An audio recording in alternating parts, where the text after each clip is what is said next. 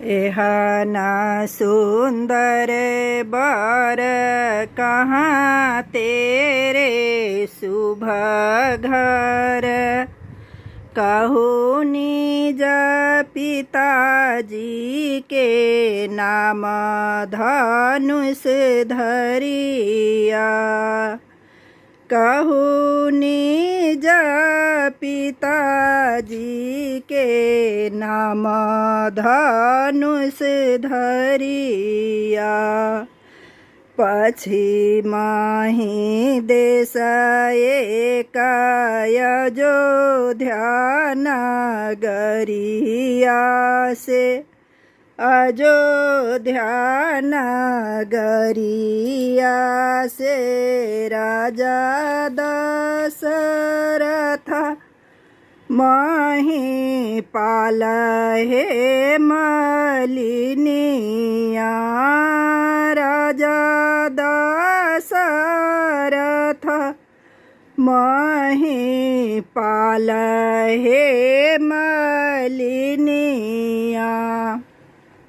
हुन कहूँ सुता हम चारु ललन से।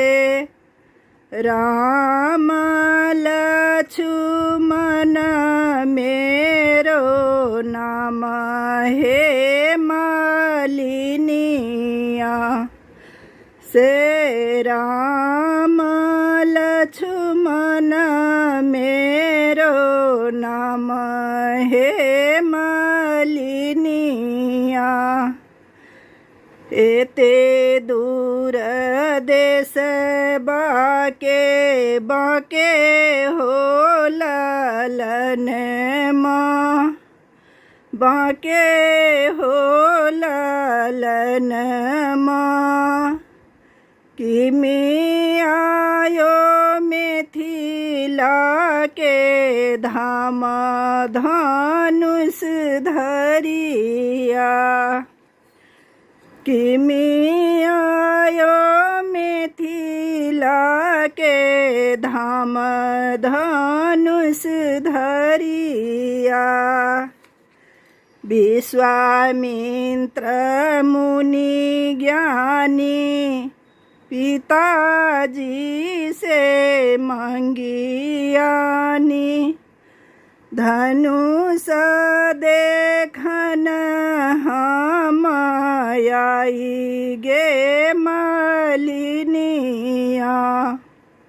धनुष देखन हम आइगे मलिनिया। प्रबल असुर मारी गौतम के नारी तारी।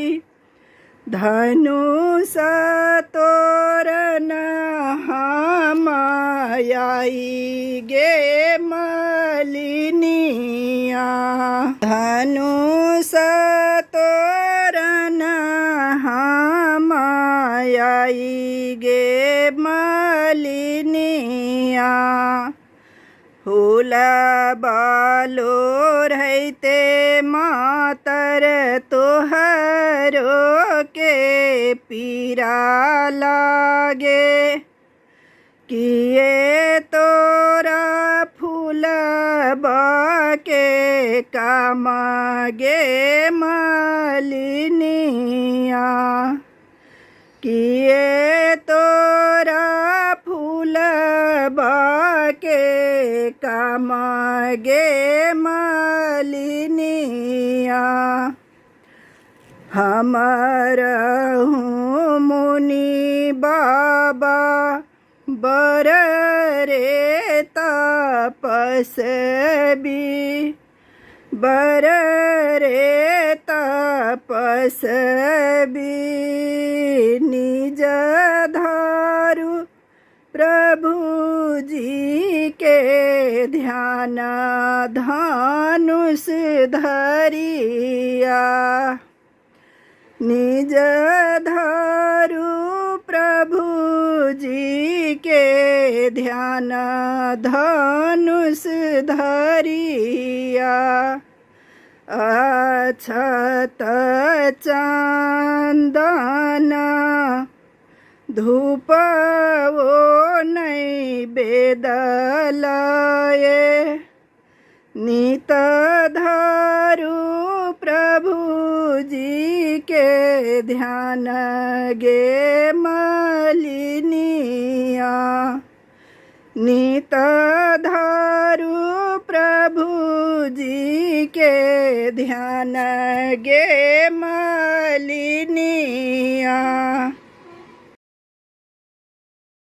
Thanks for watching.